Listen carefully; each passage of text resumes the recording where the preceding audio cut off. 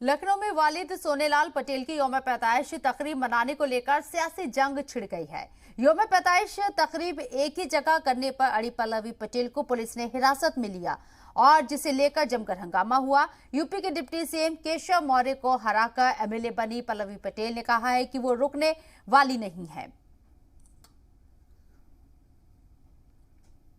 हिरासत में लिए जाने से पहले एमएलए पल्लवी पटेल ने इंतजामिया और बहन अनुप्रिया पटेल पर सवाल खड़े किए हैं। वहीं अपना दल कमेरावादी पार्टी की सरपरस्त कृष्णा पटेल की आंखों में आंसू छलक आए। काफी पीड़ा है इससे बड़ा दुख कुछ हो ही नहीं सकता। शायद वो मेरे पेट में छुरा भोग देती हुई मुझे इतना दुख नहीं होता, और आज उसने बहुत बड़ा दुख दिया है। मैं उसको कभी माफ नहीं करूंगी। मुझे कभी उम्मीद नहीं थी कि अच्छी शिक्षा, अच्छे संस्कार देने के बाद मेरे ही बच्चे मुझे इतना बड़ा दुख देंगे जब मुझे सही अपने बच्चों की जरूरत होगी। मैं घर में अकेली रहती हूँ, मेरे घर में आए दिन पुलिस भेजी जाती है। क्यों भेजी जाती है? मेरे दामाद के घर में पुलिस भेजी जाती है, क्यों भेजी जाती है? उनको खूनी कातिल सब लोग लगते हैं। जी, काफी ज्यादा ये क्षण आपके लिए भावुक है निश्चित तौर पर। क्या लगता है आपको कि मेरे लिए हर क्षण भावुक है?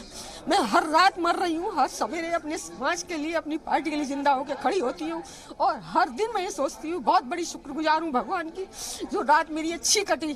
कहीं ऐसा ना हो, कोई ऐसी अनहोनी हो जाए मुझसे जो मैं अपने को ना माफ करवाऊं और पटेल साहब को शक्ल न दिखा पाऊं। मैं सिर्फ ये सोच कर, नहीं तो मेरी जीने की इच्छा इस लड़की ने खत्म कर दी है। हम लोगों के माध्यम से आप कुछ पल्लवी को कुछ कहना चाहें, कुछ अपनी बात रखना चाहें? पल्लवी अनुप्रिया पटेल को माफ करिएगा।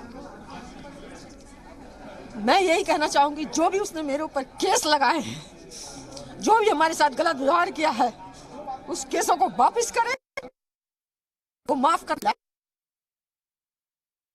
वो जिए और हमें हमारे हाल पे हमें छोड़ दे। हमारी दुनिया में चाहे मरे, चाहे जिए, चाहे जो भी करे, वो हमें ना देखे, लेकिन हमें कष्ट मत दे। वो हमारी तरफ मुड़ के मत देखे, हमें नहीं जरूरत है, लेकिन हमें कष्ट मत दे।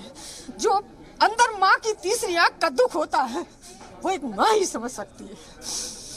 आशीष, आज जब बात हो रही थी कि आवेदन किया गया 3 जगहों पर, एक भी जगह पे नहीं मिला, तो उसके बाद इंदिरा गांधी प्रतिष्ठान को लेकर के आशीष पटेल ने कहा कि हम अपनी तरफ से, मतलब वो जो प्रक्रिया है पूरी, उसमें उस आदमी का तो नाम भी मत मेरे सामने लीजिए।